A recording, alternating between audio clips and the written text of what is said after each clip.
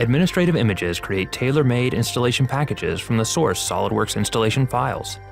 SOLIDWORKS 2022 brings exciting new enhancements to this process that make deployments more powerful, flexible, and organized.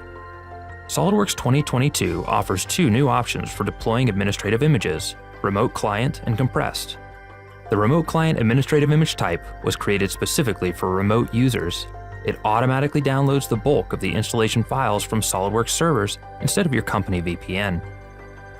The compressed administrative image contains all of the same components of the standard image, but in a reduced size, which allows for easier sharing. Staying organized is key to a successful deployment scheme. SOLIDWORKS 2022 allows you to create multiple nested groups that reflect your company's preferred hierarchy. Drag and drop makes rearranging items easy and convenient. Each subgroup inherits the setting to the parent groups. This makes editing the administrative image simple and reduces the user XML file size, making deployments even faster. In this example, most users won't need these packages to be installed, so we uncheck them in the global settings. However, our users will need access to the SOLIDWORKS PDM server.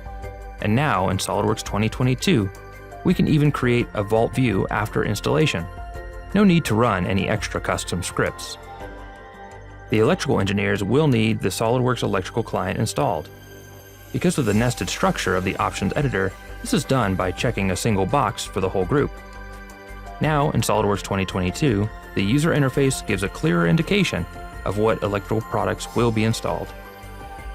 You can still choose to deploy manually or automatically, and of course, these tabs reflect the nested structure of the Setup tab, making it convenient to deploy to the correct users or groups.